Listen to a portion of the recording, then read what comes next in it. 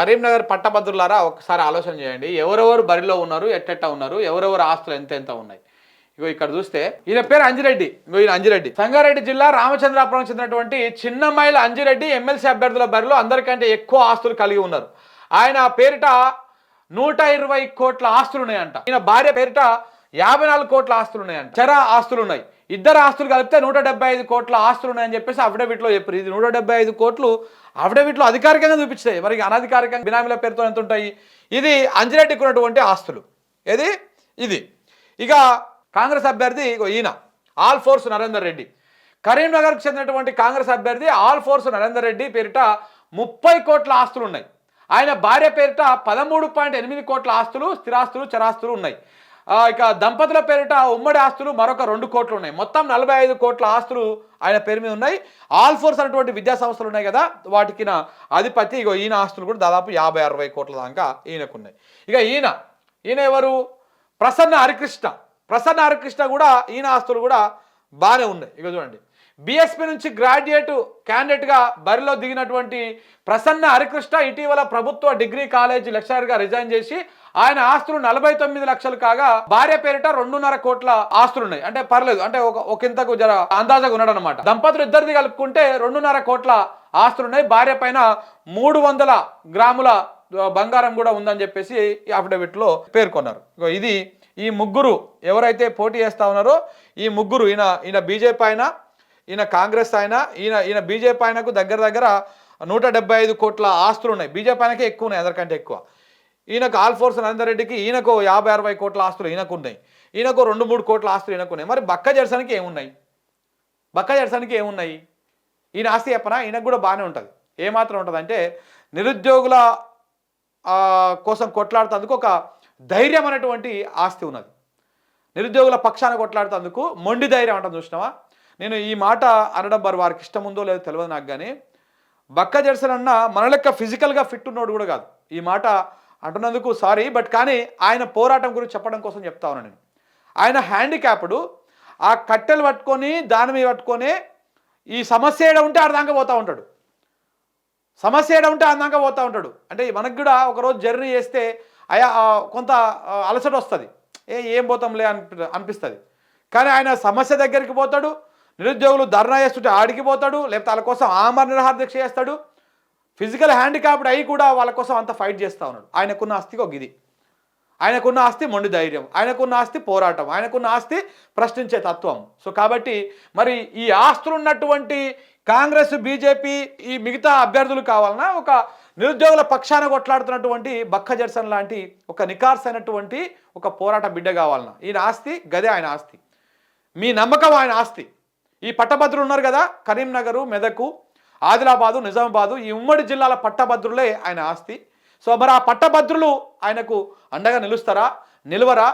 మీరు అంటే ఈ నలుగురు ఉన్నారు కదా బరి లోపల, ఈ నలుగురు లోపల మీరు ఫస్ట్ ప్రియారిటీ మీకు నచ్చిన వాళ్ళకి వేసుకొని సెకండ్ ప్రియారిటీ ఈయనకి వేసినా కానీ సరే, ఈయనకి వేసే ఫస్ట్ ప్రియారిటీ వాళ్ళకు వేస్తే ఆయన గెలిచేటువంటి అవకాశం ఉంటుంది.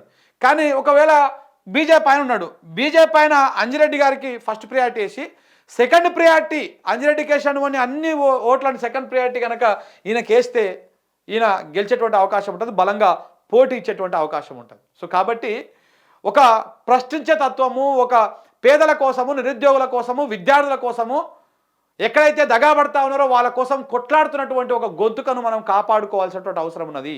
ఎంతోమంది లంగలను, దొంగలను నమ్మినాం మనం. ఎంతమందికి నమ్మినాం లేదా? తీన్మార్ మనల లాంటి నమ్మినాం కదా, 2 సార్లు ఓట్లు వేసారు వాళ్ళకు.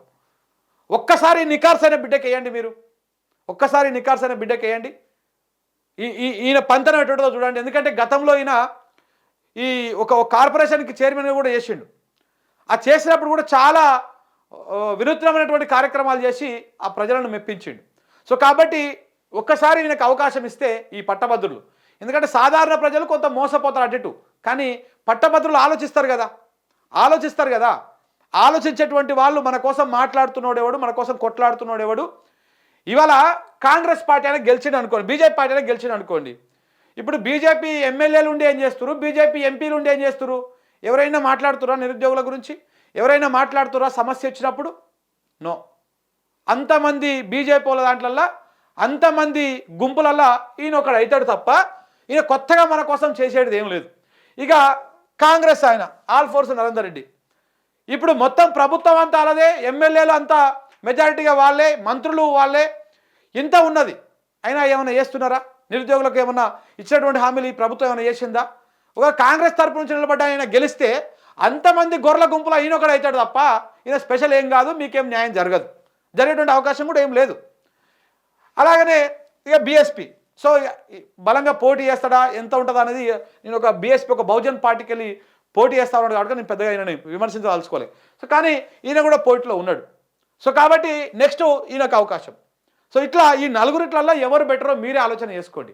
ఆలోచన చేసుకొని మీ పక్షాన మాట్లాడుతాడు ఎవరు, మీ పక్షాన ఎవరు మాట్లాడతారు, ఎవరు గొంతెత్తి మాట్లాడతారో ఒక్కసారి ఆలోచన చేసుకొని వాళ్ళకు మాత్రం ఓటేయండి. ఇంకా ఇలా 12వ తారీఖు, ఇలా 12వ తారీఖు టైం చాలా దగ్గర ఉన్నది. సో కాబట్టి మీరు నామినేషన్ ప్రక్రియ కూడా అయిపోయింది. ఇంకా రేపు ఇయ్యాల లోపల విత్డ్రా కార్యక్రమం కూడా అయిపోతుంది. వాళ్ళకు ప్రియారిటీస్ నెంబర్లు కూడా ఇస్తారు. ఆయన ఏ ప్రియారిటీ కింద వస్తుంది, ఎన్నో నెంబర్ కింద వస్తుంది అనేది కూడా తెలుస్తుంది. సో కాబట్టి ఆలోచన చేయండి, ఫస్ట్ ప్రియారిటీ ఎవరికి ఇవ్వాలి, సెకండ్ ప్రియారిటీ ఎవరికి ఇవ్వాలి. సరే, నువ్వు ఒక పార్టీలో ఉన్నావు, బీజేపీ పార్టీలో దమ్ము సిద్ధాంతం కోసం పనిచేస్తా ఉన్నావు. బీజేపీ పార్టీకి ఓటేస్తాయినా, అంజిరెడ్డి గారికి ఓటేస్తాయినా, ఓటేసినాక సెకండ్ ప్రియారిటీ ఇవ్వాలి కదా నువ్వు. ఆ సెకండ్ ప్రియారిటీలో మరి నీకు వ్యతిరేకంగా ఉన్నటువంటి కాంగ్రెస్ పార్టీకి వేస్తావా, లేకపోతే ఇంకో పార్టీకి వేస్తావా, లేకపోతే బక్కజర్సన్కి వేస్తావా, మీరే ఆలోచన చేసుకోవాలి. అలాగనే సేమ్ కాంగ్రెస్ అయినా కూడా, అలాగనే బీఆర్ఎస్కి అనుబంధంగా ఉన్నటువంటి వాళ్ళు కూడా. సో ఇట్లా ఎవరైనా సరే మీరు ఒక్కసారి మీ గురించి మాట్లాడుతూ ఎవరో చూసి వాళ్లకు మీ ఓట్లు వేసి వాళ్ళని గెలిపించండి. కరీంనగర్ ప్రజలు ప్రధానంగా, కరీంనగర్ అంటే ఈ కరీంనగర్ పట్టభద్రుల నియోజకవర్గం ఏదైతే ఉందో 4 ఉమ్మడి జిల్లాలు, ఈ 4 ఉమ్మడి జిల్లాల పట్టభద్రులు ఆలోచించి ఒకసారి ఓటేయండి. మీ ఓటు చాలా విలువైంది. ఈ ఓటుతో కొందరికి కనువిప్పు అవుతుంది, కొందరికి బుద్ధి వస్తుంది. ప్రభుత్వాన్ని గనక ప్రశ్నించే గొంతుకలను మనం ఓటేస్తే రేపు చట్టసభల్లో నీ వాయిస్ని నా వాయిస్ అయ్యి, పట్టభద్రుల వాయిస్ అయ్యి వినిపించేటువంటి అవకాశం ఉంటుంది. ఇక మిగతా పార్టీలలో ఉన్నటువంటి వాళ్ళు చేస్తే ఆ పార్టీ లైన్లో ఉంటాడు. ఇక గెలిచినాక ఓ కథ, గెలిచినాక ఓ కథ మన కళ్ళ ముంగల్నే కనపడతా ఉంది. కాబట్టి ఒకసారి ఆచితూచి నిర్ణయం తీసుకుంటే బెటర్ అనేది ఆలోచన.